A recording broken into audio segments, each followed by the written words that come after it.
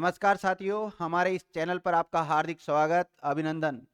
विद्यार्थियों, आज हम चर्चा करेंगे जो हमारा महिलाओं से सेक्सुअल हरेसमेंट से रिलेटेड जो कानून था, कि जो तीसरी क्लास है उसके ऊपर चर्चा करेंगे। 2 क्लास इसकी पहले हो चुकी है, तो आज हम अध्याय 6 से पढ़ेंगे। इसमें टोटल अध्याय 8 है। 8 में से हम 5 तक अध्ययन कर चुके हैं। छठा नंबर का जो अध्याय है इसका नाम है नियोजक के कर्तव्य। क्या है? नियोजक के कर्तव्य। और इसमें जो धारा आएगी वो धारा 19 धारा आएगी। केवल एक ही धारा के बारे में अध्ययन करेंगे इसमें। और धारा 19 में लिखा हुआ है नियोजक के क्या कर्तव्य होंगे उनके बारे में।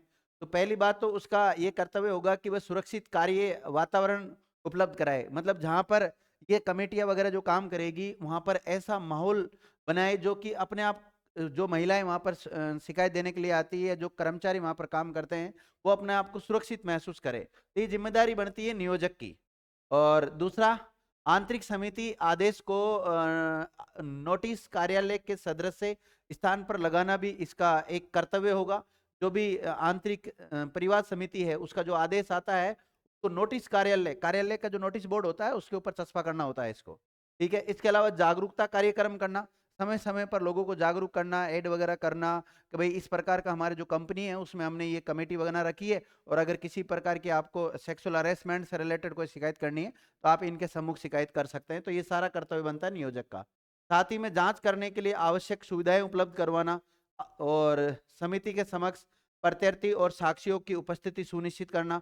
प्रत्यर्थी मतलब जो आरोपी व्यक्ति है, यानी कि जो सेक्सुअल हरेसमेंट करता है उसको प्रत्यर्थी कहा गया है यहाँ पर।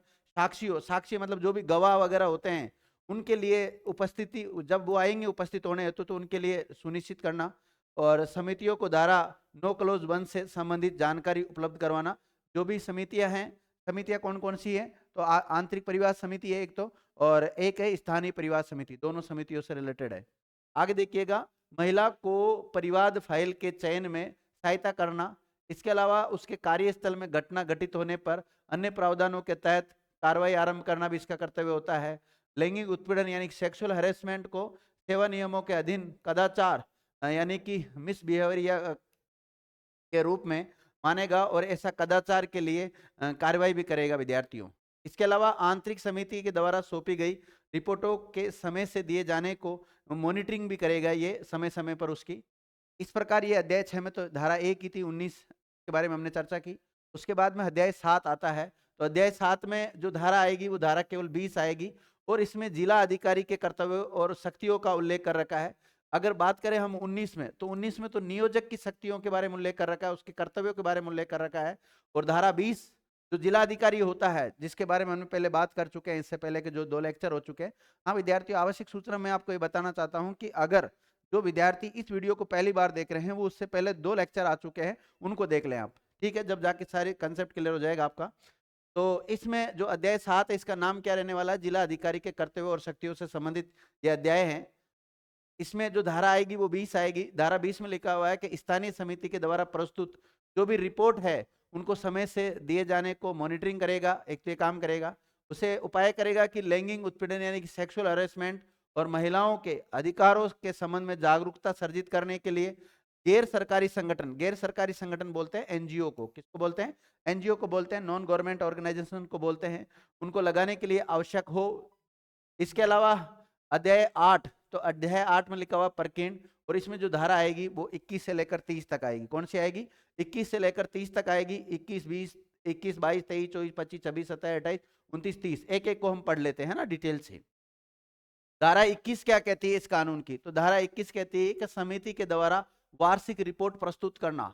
जो भी कमेटियां बनाई हैं, चाहे आंतरिक परिवार समिति हो चाहे स्थानीय परिवार समिति हो, उनके द्वारा जो एनुअल रिपोर्ट सौंपी जाती है उसके बारे में उल्लेख कर रखा है। यहाँ पे लिखा हुआ पहला पॉइंट, यथास्थिति आंतरिक समिति या स्थानीय परिवार समिति प्रत्येक कैलेंडर वर्ष में ऐसे प्रारूप में और ऐसे समय के भीतर जो विहित किया जाए एक वार्षिक रिपोर्ट तैयार करेगी, उसे नियोजक और जिला अधिकारी को प्रस्तुत करनी होगी। यहाँ विद्यार्थियों एक शब्द देखा आपने, प्रत्येक कैलेंडर वर्ष। कैलेंडर वर्ष किसको कहते हैं? यानी कि 1 जनवरी से लेकर 31 दिसंबर तक, उस सन का 1 जनवरी से लेकर 31 जनवरी तक जो डेट है उसको कहा गया है एक वर्ष, कैलेंडर वर्ष। ठीक है। इसके अलावा दूसरा पॉइंट है कि जिला अधिकारी उपधारा 1 के अधीन प्राप्त वार्षिक रिपोर्ट संबंधी एक संक्षिप्त रिपोर्ट राज्य सरकार को भेजेगा। मतलब ये जो आंतरिक समिति और स्थानीय समिति है, ये रिपोर्ट तो किसको सौंपती है? ये विद्यार्थी सौंपती है नियोजक और जिलाधिकारी को। अब जिलाधिकारी का कर्तव्य बनता है कि इसकी एक संक्षिप्त टिप्पणी करके स्टेट गवर्नमेंट को फॉरवर्ड करना, ये इसका काम होता है।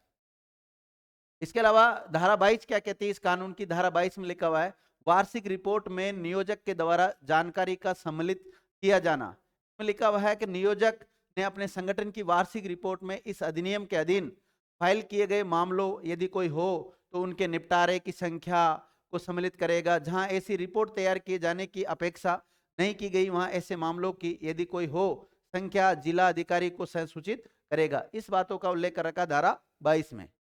धारा 23 क्या कहती है? धारा 23 कहती है कि समुचित सरकार के द्वारा कार्यान्वयन की मॉनिटरिंग और डाटा रखा जाना। समुचित सरकार का मतलब है केंद्र सरकार और राज्य सरकार दोनों से लिया गया है। इनके द्वारा जो कार्यान्वयन, जो कार्य किया जा रहा है, उसकी मॉनिटरिंग करना और जो डाटा है उस डाटा को सुनिश्चित रखना। समुचित सरकार इस अधिनियम के कार्यान्वयन की मॉनिटरिंग करेगी और कार्यस्थल पर लैंगिक उत्पीड़न के फाइल किए गए और निपटाए गए सभी मामलों की संख्या से संबंधित डाटा भी अपने पास रखेगी। तो इस बात का उल्लेख मिलता है इस एक्ट की कौन सी धारा में? 23 में। धारा 24 क्या कहती है इस एक्ट की, उसको देखिएगा। 24 में लिखा हुआ है, समुचित सरकार अधिनियम को परिचारित करने का उपाय करेगी। मतलब समुचित सरकार का मतलब है केंद्र सरकार और राज्य सरकार का कर्तव्य बनता है कि इस एक्ट से संबंधित प्रचार प्रसार करने का काम करे। यानी कि समुचित सरकार वित्तीय और अन्य संसाधनों की उपलब्धता में आधे दिन महिलाओं के कार्यस्थल पर लैंगिक उत्पीड़न के विरुद्ध संरक्षण के लिए उपबंध कराए वाले इस अधिनियम के उपबंधों को जनता को बोध कराने या जनता को बताने के लिए सुसंगत जानकारी, शिक्षा, सह सूचना एवं प्रशिक्षण सामग्री का विकास एवं जागरूकता कार्यक्रमों का संचालन कर सकेगी। ऐसा पावर दिया गया है इस एक्ट में ही। इसके अलावा 6 पॉइंट दे रखा है कि स्थानीय परिवार समिति के सदस्यों के लिए अभिविन्यास और प्रशिक्षण कार्यक्रमों को भी ये बना सकेगी उनके लिए भी। इसके अलावा धारा 25 की बात करें कि इस एक्ट की धारा 25 में क्या लिखा हुआ है? सूचना मांगने और अभिलेखों को निरीक्षण करने की जो शक्ति है वो दी गई है। समुचित सरकार ये समाधान हो जाने पर कि ऐसा करना लोक हित में, कार्यस्थल पर महिला कर्मचारियों के हित में आवश्यक है, तो लिखित आदेश के द्वारा ऐसी सूचना मांगी जा सकती है या उसका निरीक्षण किया जा सकता है। इसमें पहला पॉइंट आ रहा है कि किसी नियोजक या जिला अधिकारी से लैंगिक उत्पीड़न के संबंध में ऐसी लिखित सूचना प्रस्तुत करने की मांग कर सकेगा जो उसे अपेक्षित हो। यानी कि किसी भी अधिकारी को लैंगिक उत्पीड़न के संबंध में अभिलेखों और कार्यस्थल का निरीक्षण करने के लिए प्राधिकृत कर सकेगी, जो उसे ऐसी अवधि के भीतर जो आदेश में विनिर्दिष्ट की जाए ऐसी निरीक्षण की रिपोर्ट प्रस्तुत करेगा। तो ये भी पता होना चाहिए आपको, इतना इंपॉर्टेंट नहीं है लेकिन फिर भी थोड़ा थोड़ा पता होना चाहिए। आगे देखिए, प्रत्येक नियोजन और जिला अधिकारी मांग किए जाने पर निरीक्षण करने वाले अधिकारी के समक्ष उसकी अभिरक्षा में कि ऐसी सभी सूचना, अभिलेख जो भी रिकॉर्ड होते हैं वो दस्तावेज प्रस्तुत करेंगे जो ऐसे निरीक्षण की विषय वस्तु को प्रभावित करते हो। ये सारे फैक्ट है इसमें। धारा 26 क्या कहती है कि अधिनियम के उपबंधों के अनुपालन के लिए शास्ति, शास्ति का मतलब होता है एक प्रकार से जुर्माना। शास्ति का मतलब क्या समझे आप? जुर्माना, जो आर्थिक दंड लगाया जाता है उसको शास्ति कहते हैं। जहां कोई नियोजक धारा 4 की उपधारा 1 के अधीन एक आंतरिक परिवार समिति का गठन करने में अगर असफल होता है, अगर वो मतलब जैसे नियोजक का कर्तव्य बनता है कि वह अपनी जो कंपनी है उसमें या जो संस्था है उसमें एक आंतरिक परिवार समिति का गठन करके रखे, और फिर अगर वो नहीं करता है तो उसके ऊपर जुर्माना लगाया जा सकता है। ये जो प्रावधान का रखा है इसमें, ठीक है। इसके अलावा जो धारा 13, 14 और 22 के अधीन कार्रवाई करने में अगर वो असफल रहता है तो ऐसी स्थिति में उसके ऊपर शास्ति लगाई जा सकती है, जुर्माना लगाया जा सकता है। इस अधिनियम के अन्य उपबंधों तद्दीन बनाए गए किन्हीं नियमों का उल्लंघन करता है या उल्लंघन करने का प्रयास करता है, या तो उल्लंघन करता है या उल्लंघन करने का प्रयास करता है, उनके उल्लंघन को दुष्प्रेरित करता है, वहां वह ऐसे जुर्माने से जो 50,000 रुपए तक का हो सकेगा दंडनीय होगा। तो यानी कि कितना जुर्माना लगाया जा सकता है? 50,000 रुपए तक का जुर्माना इसमें लगाने का प्रावधान किया गया नियोजक के ऊपर। यदि कोई नियोजक पूर्व में इस अधिनियम के अधीन दंडनीय किसी अपराध से सिद्ध दोष ठहराए जाने के बाद भी उसी अपराध को पुनः कारित करता है तो उसके लिए सिद्ध दोष ठहराया जाता है, तो वह कैसा होगा विद्यार्थियों? पहला इसके अंतर्गत देखना आपको कि उसी अपराध के लिए उबंधित अधिकतम दंड के अधीन रहते हुए पहली दोष सिद्धि पर अधिरोपणीय दंड के दुगने दंड का दाय होगा। माना है कि पहली बार अपराध किया जब इसके ऊपर 50,000 का जुर्माना लगाया, ठीक है, लेकिन सेकंड बार करोगे तो इसका दुगना लग जाएगा, यानी कि 1 लाख लग जाएगा। कितना लग जाएगा? 1 लाख जुर्माना लग जाएगा, ध्यान रखना। इसके अलावा परंतु यदि तत्समय प्रवर्त किसी अन्य तत्समय मतलब उस समय लागू, प्रवर्त का मतलब क्या होता है, लागू किसी अन्य विधि के अधीन उस अपराध के लिए जिसके संबंध में आरोपी अभियोजन किया जा रहा है कोई उच्चतर दंड विहित है, तो न्यायालय दंड देते समय उसका भी सम्यक संज्ञान लेगा। इसका मतलब यह है कि वैसे तो ये कहा गया कि एक बार किसी व्यक्ति को दोषी ठहरा दिया गया इस नियोजक वगैरह को, तो 50,000 का जुर्माना लगा। दूसरी बार अगर वो उसी अपराध को करता हुआ पाया जाता है तो उसके ऊपर तो डबल जुर्माना लग जाएगा, मतलब 1 लाख लग जाएगा। माना कि अब नया कानून आ गया कि अब अगर ऐसा कोई व्यक्ति इसका उल्लंघन करता है तो उसमें 5 लाख रुपए का जुर्माना लगेगा। तो अब ऐसी स्थिति में दुगना नहीं लगकर कितना दंड दिया जाएगा, 5 लाख का जुर्माना उसके ऊपर लगाया जाएगा। ये बात ये इसके बाद इसका 6 पॉइंट कहता है कि सरकार या स्थानीय प्राधिकारी के द्वारा उसके जो कारोबार है या क्रियाकलाप को चलाने के लिए अपेक्षित यथास्थिति उसकी अनुज्ञप्ति के रद्द किए जाने, रजिस्ट्रीकरण को प्रत्याहृत किए जाने या नवीनीकरण न किए जाने के अनुमोदन को रद्द करने के लिए भी दायी होगा। मतलब उसका जो रजिस्ट्रेशन वगैरह उसको कैंसिल कर दिया जाएगा। धारा 27 क्या कहती है कि न्यायालयों के द्वारा अपराध का संज्ञान लेना। अपराध का संज्ञान लेना मतलब कौन सा न्यायालय इसका अपराधों का संज्ञान लेगा, उसके बारे में लेकर आया हुआ धारा 27 में।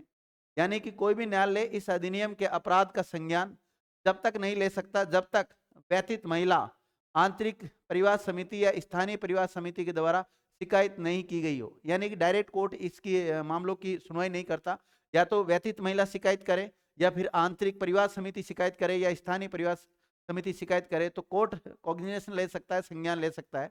इसके अलावा मेट्रोपॉलिटन मजिस्ट्रेट या जो न्यायिक मजिस्ट्रेट होता है प्रथम श्रेणी से निम्नतर कोई मजिस्ट्रेट इस अधिनियम के अधीन अपराध का विचारण नहीं कर सकता। मतलब जो संज्ञान लेने वाला जो कोर्ट है वो किस स्तर का होना चाहिए, मेट्रोपॉलिटन मजिस्ट्रेट होना चाहिए, ये न्यायिक मजिस्ट्रेट प्रथम श्रेणी का होना चाहिए। इससे नीचे का अगर वो मजिस्ट्रेट है तो वो संज्ञान भी नहीं ले पाएगा। तीसरा पॉइंट है इसमें, इस अधिनियम के अधीन प्रत्येक अपराध असंज्ञेय होगा। विद्यार्थियों आपने देखा होगा संज्ञेय अपराध और असंज्ञेय अपराध, हम सीआरपीसी के अंतर्गत चर्चा करेंगे। संज्ञेय अपराध किसे कहते हैं, असंज्ञेय अपराध किसे कहते हैं, ठीक है। संज्ञेय अपराध वैसे सामान्यतः मैं बता देता हूं, ऐसे अपराध जिसको पुलिस बिना वारंट के गिरफ्तार कर लेती है उसको संज्ञेय अपराध कहते हैं। और असंज्ञेय अपराध उसे कहते हैं जिसमें पुलिस को गिरफ्तार करने के लिए किसी व्यक्ति को तो उससे पहले मजिस्ट्रेट की परमिशन लेनी पड़ती है, मजिस्ट्रेट वारंट जारी करता है, उसके बाद में वो गिरफ्तार कर पाते हैं, ध्यान रखिए। इसके अलावा धारा 28 ये कहती है कि इस अधिनियम का किसी अन्य विधि के अल्पीकरण में न होना। यानी कि इस अधिनियम के उपबंध तत्समय पर्वत यानी उस समय लागू किसी अन्य विधि के उपबंधों के अतिरिक्त होंगे, न कि उसके अल्पीकरण का। मतलब माना कि ये जो सेक्सुअल हरेसमेंट से रिलेटेड कोई कानून बना हुआ है पहले, जैसे माना कि छेड़छाड़ वाला 354 आईपीसी का बना हुआ था पहले, ये था, अगर कोई ऐसा व्यक्ति इनके साथ करता है तो इसका मतलब नहीं ये कानून आ गया तो पहले वाला जो कानून है उसका लोप हो जाएगा, ऐसा नहीं है, ध्यान रखना। तो इसमें यही तो लिखा हुआ अधिनियम का किसी अन्य विधि के अल्पीकरण में न होना, ये बात लिखी हुई है। अब लिखा हुआ है धारा 29। धारा 29 ये कहती है कि समुचित सरकार के नियम बनाने की शक्ति, यानी कि समुचित सरकार क्या कर सकती है, नियम बना सकती है। केंद्र सरकार या राज्य सरकार को इसमें नियम बनाने की शक्ति दी गई है और इसमें नियम बनाए भी गए, 14 नियम बनाए विद्यार्थियों। तो केंद्र सरकार इस अधिनियम के उपबंधों को कार्यान्वित करने के लिए राजपत्र में एक गजट नोटिफिकेशन जारी करके नियम बना सकती है और उसने किया भी है। संसद के द्वारा स्वीकृति भी लेनी पड़ती है इसको, या राज्य विधानमंडल के द्वारा अगर कानून बनाया गया विद्यार्थियों तो वहां से भी उसको पारित करवाना होता है अगर राज्य सरकार बनाती है तो। चाहे संसद से बनाए चाहे राज्यों के विधानमंडल से अगर ये नियम बनाए जा रहे हैं तो उनको तुरंत संसद या राज्य विधानमंडल में रखा जाता है। धारा 30 और इस अधिनियम की जो अंतिम धारा है वो 30 है, वो क्या लिखी हुई है, कठिनाइयों को दूर करने की शक्ति। यानी कि प्रभावी करने में यदि कठिनाई आती है तो केंद्र सरकार के द्वारा 2 साल के भीतर अधिसूचना जारी करके उसे दूर कर सकेगी और ऐसे प्रस्ताव को संसद के सम्मुख भी रखा जाएगा। मतलब अगर इस कानून को लागू करने में किसी प्रकार की कोई कठिनाई आती है तो केंद्र सरकार एक गजट नोटिफिकेशन जारी करके ऐसी कठिनाइयों को दूर कर सकती है, या कोई संशोधन करने की जरूरत है तो उसमें संशोधन भी किया जा सकता है। अब विद्यार्थियों ये तो हो गया एक्ट, और इस एक्ट की जो धारा 29 है उसमें 14 नियम भी दिए गए हैं, तो उन 14 नियम को भी हम देख लेते हैं कौन कौन से नियम है, शॉर्ट में देख लेते हैं थोड़ा। देखो, महिलाओं का कार्यस्थल पर लैंगिक उत्पीड़न निवारण प्रतिषेध एवं प्रतितोषण नियम 2013 है, नियम नाम से जाने जाएंगे इसको। यानी कि the sexual harassment of women at work place prevention prohibition and redressal rules है ये। अगर इसकी बात करें कि कौन सी धारा के तहत बनाया गया तो धारा 29 के तहत इनको बनाया गया, केंद्र सरकार के द्वारा ये नियम बनाए हैं। और कितने नियम बनाए हैं, 14 नियम बताए हैं। 14 नियमों को हम देख लेते हैं। नियम नंबर 1 में क्या लिखा हुआ है, तो इसमें लिखा हो गया है इन नियमों का संक्षिप्त नाम और कब से लागू होंगे उसके बारे में उल्लेख किया गया है। नियम नंबर 2 में परिभाषाएं दी गई है, किसकी परिभाषाएं दी गई, जैसे अधिनियम का मतलब क्या है? अधिनियम का मतलब जो अभी हमने एक्ट पढ़ा है, इसी एक्ट को यहाँ पर अधिनियम कहा गया। शिकायत मतलब जो परिवाद होते हैं वो, या इस एक्ट की धारा 9 में हमने पढ़ाया कि शिकायत क्या होती है, परिवाद जिसके बारे में कहा गया। शिकायत समिति, जैसे आंतरिक शिकायत समितियों का मतलब यहाँ पर आंतरिक परिवाद समिति और स्थानीय परिवाद समिति से अभिप्रेत है। 10 से कम व्यक्ति काम करते हैं और वहां पर अगर उस महिला के साथ कोई सेक्सुअल हैरेसमेंट होता है तो वो आंतरिक परिवाद समिति को अपनी शिकायत देगी। साथ ही में अगर 10 से अधिक एम्प्लॉय काम जहां करते हैं, वहां अगर उस महिला के साथ कोई सेक्सुअल हैरेसमेंट होता है तो वो स्थानीय परिवाद समिति को अपनी रिपोर्ट देगी। इसके अलावा जो घटना है, घटना किसको कहा गया? तो धारा 2 के खंड ड में यथा परिभाषित लैंगिक उत्पीड़न की जो घटना है उसी को अभिप्रेत किया गया है। मतलब किसी महिला के साथ कोई सेक्सुअल हैरेसमेंट होता है तो उसको यहाँ पर घटना कहा गया है। क्या कहा गया? घटना। धारा, इस अधिनियम की कोई भी धारा अभिप्रेत है, मतलब धारा का मतलब जो सीरियल नंबर वगैरह होता है, किस धारा में क्या बात लिखी हुई, तो वो धारा ही है यहाँ पे। विशेष शिक्षण का मतलब क्या है? कोई ऐसा व्यक्ति अभिप्रेत है जो विशेष जरूरतों वाले लोगों के साथ ऐसे ढंग से संचार करने के लिए प्रशिक्षित है जिससे उनके व्यक्तिगत मतभेदों एवं आवश्यकताओं का समाधान होता हो। इसके अलावा शब्द और पद यहाँ प्रयुक्त है किंतु परिभाषित नहीं किए गए हैं, किंतु इस अधिनियम में उसको परिभाषित किया गया है। उनका अर्थ वही होगा जो इस अधिनियम में परिभाषित किया गया है। मतलब इस नियम में अगर नियम इसका 2 है, इसमें अगर किसी बात को परिभाषित नहीं किया गया है तो फिर इसका वही अर्थ लगाया जाएगा जो उस अधिनियम में उसका अर्थ होता है। इसका जो नियम नंबर 3 है वो ये कहता है कि आंतरिक समिति के सदस्यों के लिए जो फीस वगैरह है उसके बारे में लिखा गया है। गैर सरकारी संगठन यानी कि जो एनजीओ है उसमें नियुक्त सदस्य आंतरिक समिति की कार्रवाइयों के आयोजन के लिए प्रतिदिन 200 रुपए के भत्ते के हकदार होंगे तथा उक्त सदस्य रेलगाड़ी से 3 टायर वातानुकूल एवं वातानुकूलित बस से तथा ऑटो रिक्शा से या टैक्सी से अथवा यात्रा व उसके द्वारा खर्च की गई वास्तविक राशि जो भी कम हो प्रतिपूर्ति के लिए हकदार होगा। मतलब उनको जो अन्य अनाउंस वगैरह है, यात्रा भत्ता वगैरह है, वो सब दिया जाएगा। इस बात का उल्लेख कर रखा है इसमें। इसका जो नियम 3 का उपनियम 2 जो है वो क्या कहता है? नियोक्ता के उपनियम 1 में निर्दिष्ट भत्तों के संदाय के लिए उत्तरदायी होगा। नियोक्ता मतलब इसके लिए संदाय होगा, नियोक्ता की तरफ से उसको देने होंगे।